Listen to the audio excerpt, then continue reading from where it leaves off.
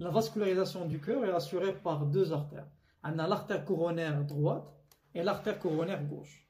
Mais avant de commencer, on préfère de faire un petit rappel sur l'anatomie du cœur. On sait très bien que le cœur est formé par 4 cavités.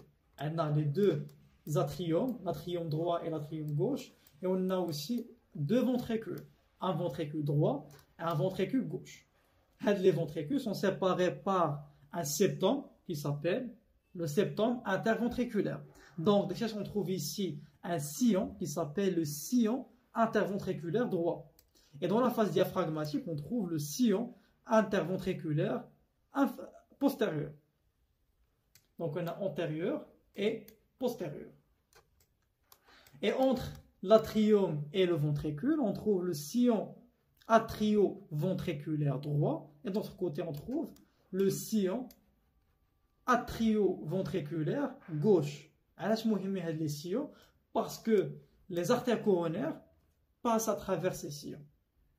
Donc, on va commencer avec l'anatomie de l'artère coronaire droite. Donc, l'artère coronaire droite prend naissance au niveau du flanc droit de l'aorte et plus spécifiquement au niveau du sinus de Valsalva antéro-droit. On va faire une petite coupe à l'aorte pour voir les sinus du Valsalva. Donc, c'est une coupe de l'aorte ascendante. On voit très bien la valve aortique qui est formée par 3 cuspides. On a la cuspide antéro-gauche, la cuspide antéro-droite et la cuspide postérieure. Donc ces 3 cuspides ou ces 3 valvules vont former la valve aortique. Donc on trouve au fond de ces valvules on a une cavité, la cavité sinus de Valsalva. Donc on a un sinus de Valsalva antéro-gauche et on a un sinus de Valsalva antéro-droit. Et au niveau de ces sinus, on trouve des ostiomes de l'artère coronaire gauche et aussi le départ de l'artère coronaire droite.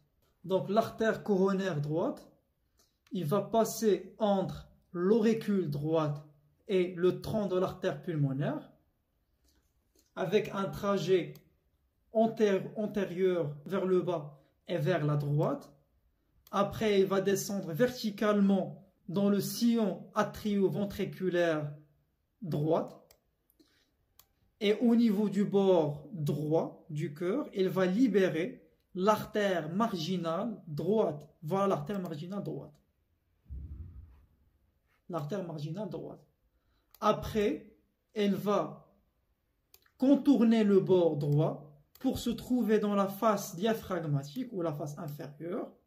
Et au niveau de la croix des sillons, elle va se terminer en libérant l'artère atrio-ventriculaire postérieure qui va suivre le sillon atrio-ventriculaire. Voilà le sillon atrio-ventriculaire.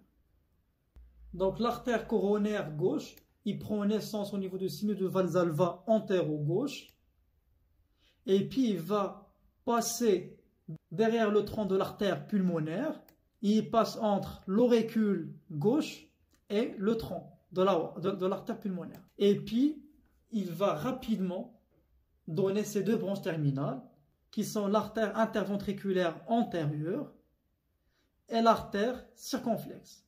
Donc, pour l'artère interventriculaire antérieure, il chemine dans le sillon interventriculaire antérieur et puis il va contourner la pointe du cœur pour se trouver dans le sillon atrio-ventriculaire postérieur.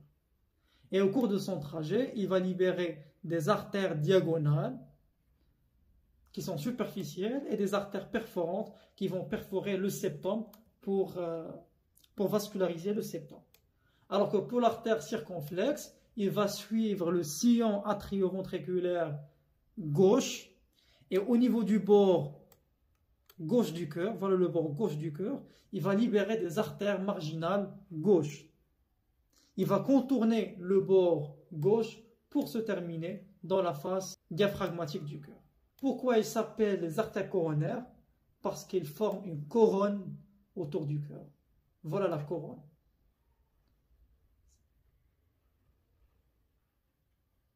Et merci pour votre attention.